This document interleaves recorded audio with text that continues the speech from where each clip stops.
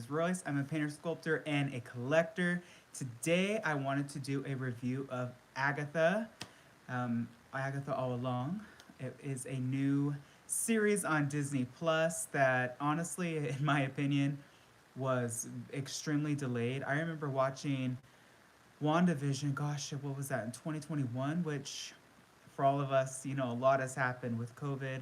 It seems like a lifetime ago. So I was really excited about this show when it was first announced. I honestly did not think it would take as long as it did, but my first impression of watching episode one, I was immediately expecting it to pick up right where it left off. I really have always enjoyed a show where it picks up immediately, or a movie after the first or the second one. For instance, Incredibles 2. I don't know, I just like that. It feels like such a continuance. So, obviously, she is now, and by the way, spoiler alert, if you have not watched Agatha, go watch it and then come back and watch this, please. But it picks up kind of, I think it's 3 years later. She's now a police detective. And, the accent, she was extremely, I don't want to say it harshly, but she was just very aggressive. And it was just an off putting to the character for me. I was kind of confused as to what happened. Who is this dead body that evidently appeared out of thin air magic? I'm sure that as time goes by, we'll figure out exactly who that was. But I mean, for me, just coming from WandaVision, I was expecting that same world. We did eventually get there, and I was really excited when she broke out of the curse and how she clawed her way out. I think that that was a brilliant way to visually showcase how she's escaping Wanda's power, how she's escaping Wanda's curse. And it just makes me wonder because a lot of times there's like little Easter eggs of how she was figuring it out prior to um, that witch. She's a witch, right? That friend that came. That obviously they have some sort of romantic past. Kind of helped her and told her, "Hey, this isn't you. Come on, snap out of it, Agatha. Break out of the curse. Who are you? Where are you?" Just to remind you that you hate me and I hate you. And it kind of broke her out of the curse. So it was really, really cool. When she eventually got out of the curse, I thought it was fun that she came out of the house naked, and she went to the neighbor and she's like, "If you call me nosy neighbor, I will cut out your tongue." I thought that was really funny. Um, I like how she kind of got back into the basement, picked up her bunny, and was like, "Okay, we got to get back on top." So you immediately know what's going on. She cannot just accept this as the end all be all of her life. She wants more power, and that's one thing that I wouldn't say is a villainous quality. It's just necessarily how do you obtain power and what do you do with the power that makes you either a hero or a villain. Um, so basically, it kind of picks up from there, and hello, and it kind of just takes you along this journey. There's this guy that breaks into her house, and then she's like, "Oh my gosh, what are you doing here?" And she didn't take anything. It was a very interesting introduction to that character. And then episode two is where the show really honestly picked up, and for me, it got interesting. She basically is on a journey to summon a coven of witches so that she can get this power, this all expecting, all ending power that is at the end of the Witch's Road, which I thought was really cool. What I'm hopeful is that, hello, how's it going? Um, what I'm hopeful with this series is that not everybody dies at once. I can only assume that there's going to be a lot of death in this series just from the clips that I've seen. Agatha doesn't necessarily kill, she just takes power. So I wonder if she's going to kill these other witches or she's just going to take their power and leave them in the Witch's Road. The way she convinced them, I felt was kind of rushed. A lot of them were very hesitant to help her, like, "No, there's no way, the road's a death wish." It didn't take that much convincing for them to hop on the bandwagon. And coincidentally, all of them had some sort of issues or some sort of one was needed money, one was being sued, one was tired of living the way they were. Can you show your Playhouse Disney plushies? Sure. They are not in this room. So for a lot of you that are watching this later on, this is live. I do have a lot of Playhouse Disney stuff, but it's not technically in storage. It's in my closet, and it's no longer in the studio because I rotate my displays because I have so much stuff. Like for instance, the witch behind me, she's gonna move outside for Halloween, and then I'm gonna put something else where she is. So I'm constantly revolving my collection. But yes, I will upload a video if you like of just the Playhouse Disney plush. Um, but back to Agatha. So yeah, she summons these witches. She sings this amazing song. I was, when I heard that there's going to be almost a, musical aspect to this series, I was like, okay. But boy, oh boy, the music was done really, really well. Kudos to that director because it's amazing. It's absolutely phenomenal. The five-part harmony was funny. Not funny, but what was really funny is the fifth witch, which is like the Earth Witch or the Garden Witch. She cracked me up. That actress obviously is legendary, but I have never seen her, at least to my memory, act in anything. And the way Agatha just goes and grabs her and just throws her in the witch's road, and how she doesn't have a clue, I'm sure she's first to go, what's happening. So it's going to be really interesting for each of the witches that she brought along to see what they do to help Agatha get to the end.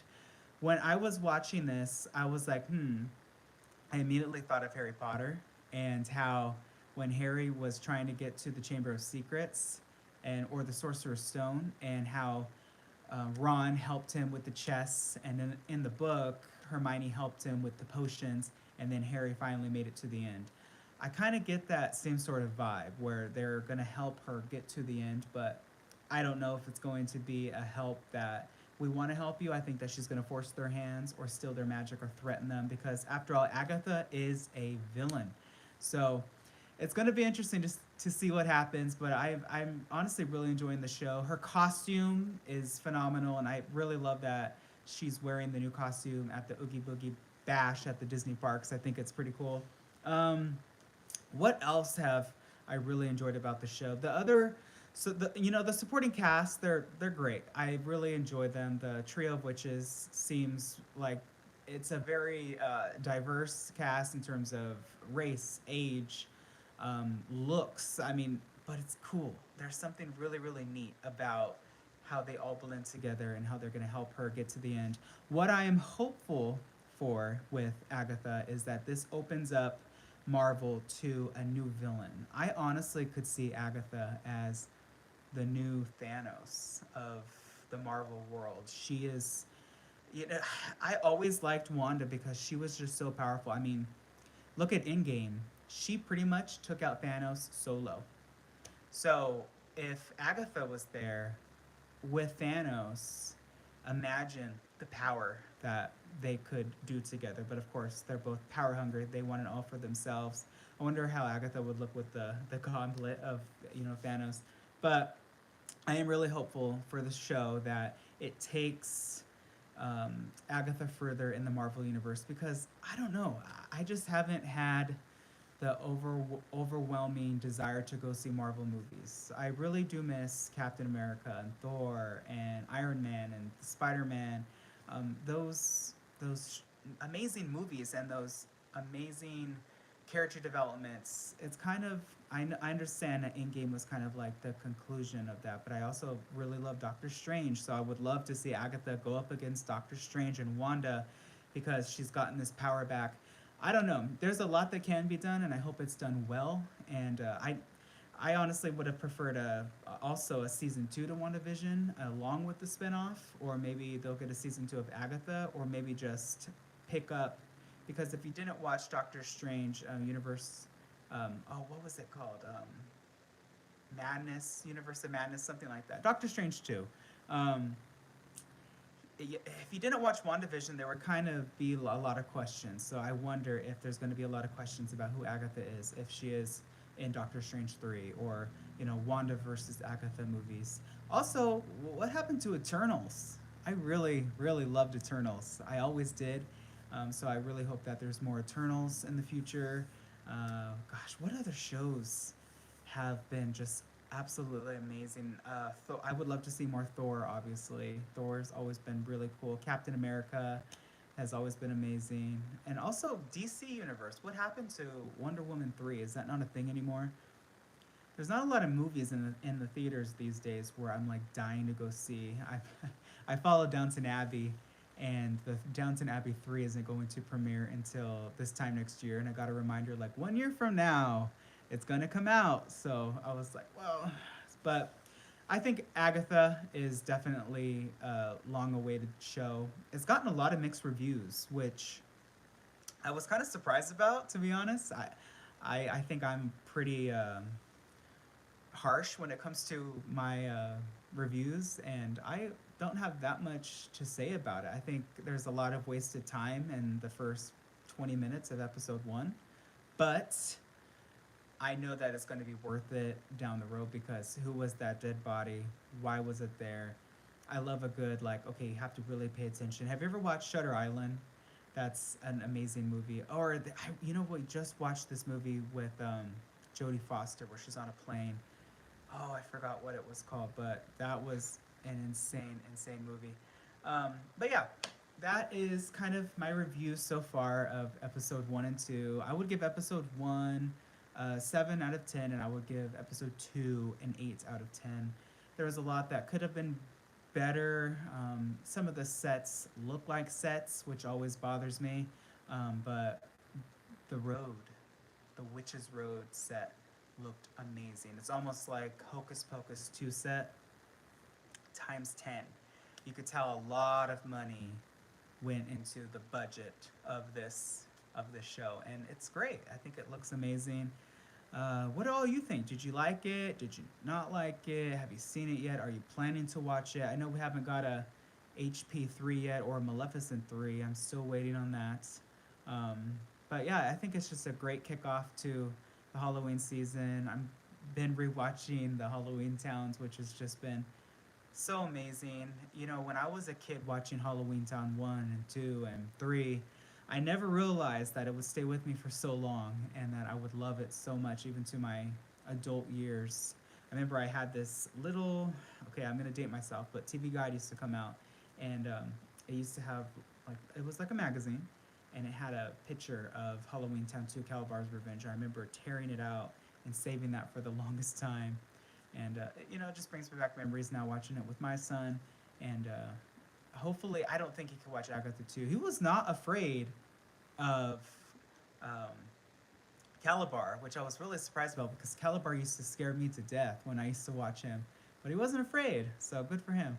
I wasn't that brave when I was a kid. I used to be afraid of a lot of things. Speaking of Halloween season, these are some recommendations that I have. If you've never seen the Omega Man, I highly recommend that you go watch it. The Omega Man stars Charlton Heston, who was the Tom Hanks or the Tom Cruise of the 50s and 60s and 70s in Hollywood. He did a lot of kind of post-apocalyptic films, like even Planet of the Apes he starred in, and it's a pretty scary movie, to say the least. So if you've never seen the Omega Man, I always recommend that. I used to watch that as a kid and be so scared. What other movie? I think Maleficent's a great Halloween movie. I think that's a good movie for any time of year. If you've never seen, also, this is a Disney Channel movie, but the Disney Channel movies are so good. Don't Look Under the Bed. That's a really good movie that I've always really enjoyed. Can of Worms, I've always really liked. Under Wraps, movies that don't scare you, but they put you on your, put the edge of the seat, if you will. Um, and then, of course, some classics, right? I mean, who doesn't like... wait, hold on. First of all, before we go any further, when is Disney Plus going to put House of Mouse on there? Because I have been waiting for the Halloween House of Mouse. I had it on VHS. It was so good. It was called House of Villains, I think, which is now a show on E, but, well, wrong channel. But it was so good. What happened to that amazing show? Welcome to... no, hold on. That's the Mickey Mouse Clubhouse. Come on, everybody, let's come around. It was amazing. House of Mouse. Toon Disney days. I'm dating myself here, but House of Mouse was so good. I also used to really love Timon and Pumbaa, DuckTales, all of those. So yeah, that is my review of Agatha. It's amazing. It's great. If you haven't watched it, go watch it. Give it a chance. See if it's your cup of tea. And I will catch you all later. Thank you so much. If you like this video, please do not hesitate to drop a comment and ring that bell icon. That way you're notified whenever I upload a new video. I wish you all a wonderful day. Be nice to one another. And always remember, dreamers, not only to follow your dreams.